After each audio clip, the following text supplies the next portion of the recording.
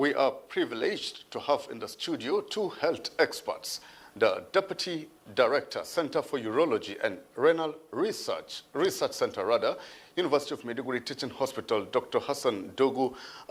Dr. Hassan, it's good to have you on Panorama at this point in time. It's my pleasure. Let me equally introduce Professor Zainab Mustafa. She is the head of Department of Radiology, State Specialist Hospital, Maiduguri. Professor Zainab, it's equally good to have you in our studio on Panorama this afternoon. Thank you for having me. All right. Let me start with you, Dr. Hassan. And before I ask you this question, let me congratulate the University of Maiduguri Teaching Hospital for this record-breaking achievement. Now, what does this successful kidney transplant means for healthcare in Borno and the Northeast region? Thank you. I will start with the background. The Kidney Center, University of Maiduguri Teaching Hospital, was established in 1989. That was 36 years ago. And even then, the government identified that there was a problem of kidney diseases in this sub-region. Right now, the prevalence of chronic kidney disease in the Northeast is about 21%. And if you look at emergency admissions into our emergencies, the patients with chronic kidney disease constitute about 50%. And this has always been a concern for the people and the government as well. If you remember very well, His Excellency, the Executive Governor of Borno State, Professor Babagana Umar Azurum, gave out a take-off grant of 50 million to investigate the causes of chronic kidney disease. And this service, renal transplant, is a service that is much needed by the community. Now the teaching hospital has brought it to our doorstep. Transplant outside or even within Nigeria is capital intensive. So this has come to the doorstep of the people of Maiduguri, Borno State, and the Northeast in general. Yes. That's interesting. Professor Zainab, tell us your insight into this first question. Well, of course, as you know, last year the flood was quite devastating. I think I still have images in my mind of our Chief Medical Director, assessing the damages of those first 1 or 2 days. But, alhamdulillah, by the grace of God, we were able to overcome that, and to the point where we actually actualized this dream that had been sitting there, for a long time. The director of the Kidney Center has already, said most of what really transpires. But for me, I, came into the whole picture as, someone who would work with the organization, with the department and the hospital to try and, raise funds. Because the financial burden is enormous. It is something that, most patients who happen to be afflicted by this end-stage disease cannot afford. A minimum privileged number can go abroad. So the majority of patients are those who will benefit from this service. And I believe that, this is the beginning. And we have to work to support government. We have to work to support the hospital and raise funds. These patients would otherwise never stand a chance for getting a renal transplant, even though it is right here. The cost of the medications, the cost of the laboratory tests that have to be done, the cost of the, preparing both the donor and the recipient is huge. And it doesn't stop there. The post-operative care and the cost of the drugs and management is another huge sum that cannot be allowed. If we say we're going to let every patient have a kidney transplant and go fend for themselves, it will fail. It will fail. We have to support them before. Because it requires a huge amount of money, obviously. Yes, we have to support them before. We have to support them during, through the surgery, and after as well. And this is something that, is magnanimous, and a huge amount of support needs to come in. for that to work. Okay, I'll definitely come back to you for more responses, Professor Zainab. Now, coming back to you, Dr. Hassan, how did the University of Maiduguri Teaching Hospital prepare, for this complex surgery, especially after last year's devastating flood on your equipment? Thank you. The preparation was a long-term preparation, and the flood actually pushed us back.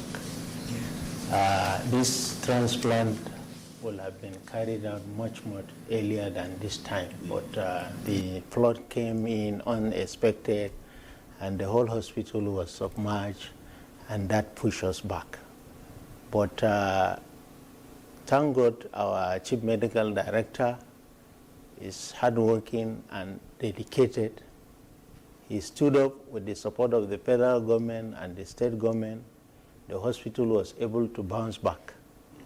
And what we have now, we have the largest kidney center in the country. It is 85 bedded. It has 4 operating theaters, which are equipped with the state-of-the-art equipment.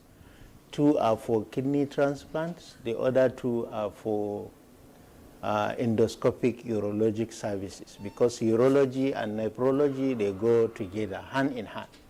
And we have the state-of-the-art HLA laboratory, which is the lab that is used to screen the donor and the recipient. And this lab, with the assistance of TEDPON, we were able to put this lab and then even have support from Italy for quality assurance. All right. Professor Zainab, can you add to what Dr. Hassan just said?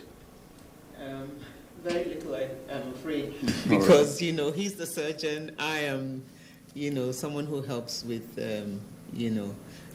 passing on information and raising the funds. So I think I couldn't say more than he has said.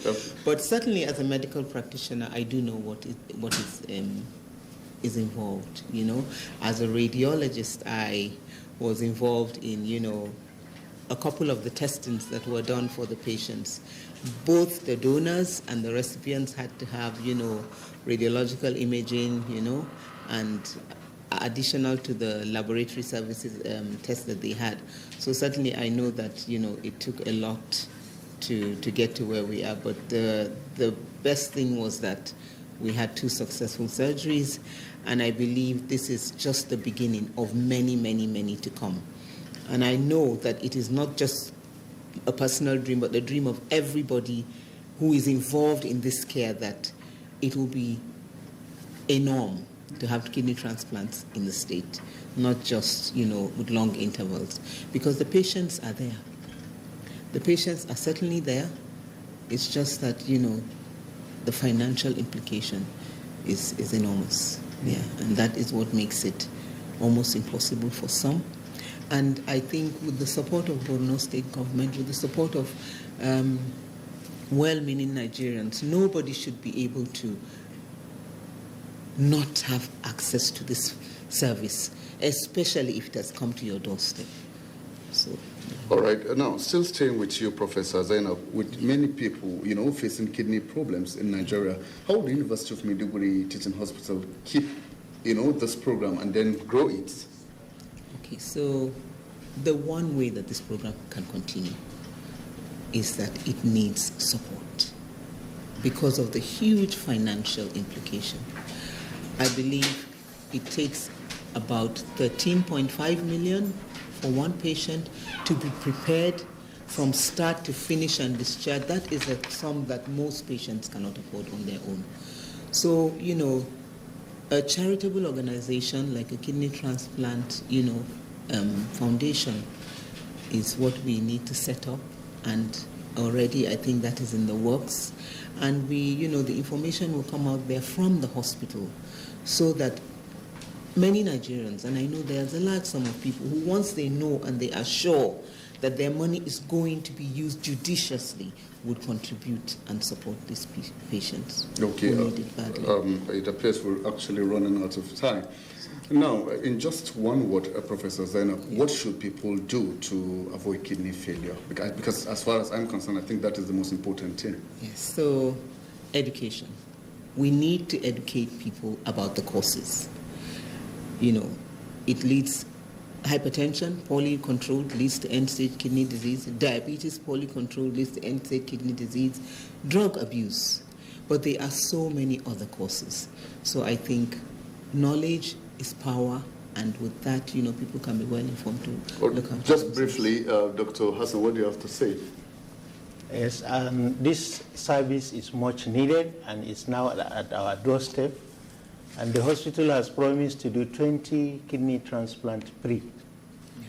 So we encourage people to come forward, and this free service could only be done with community participation as well. So we encourage people from the community to be part and parcel of this program. This is what will sustain it. Yeah. And I would like to extend our appreciation to our lead surgeon, Professor Sani Al-Hassan, who has dedicated his time.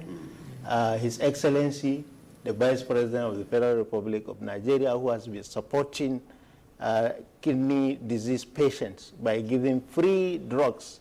Because before you transplant patient, you have to ensure that he can continue with his drugs. And these drugs are being given free by Kashim Foundation. Thank you. I wish we could continue. I'm sorry, we just have to leave the discussion here for now due to time factor. Let us appreciate Deputy Director, Center for Urology and Renal Research Center, University of Maiduguri Teaching Hospital, Dr. Hassan Dogo, and Head of Department of Radiology, State Specialist Hospital, Maiduguri, Professor Zainab Mustafa, for being part of Panorama today. And I must confess, they are actually the brains behind the second successful kidney transplantation, you know, at the University of Maiduguri Teaching Hospital, coming after 15 years since establishment of the institution.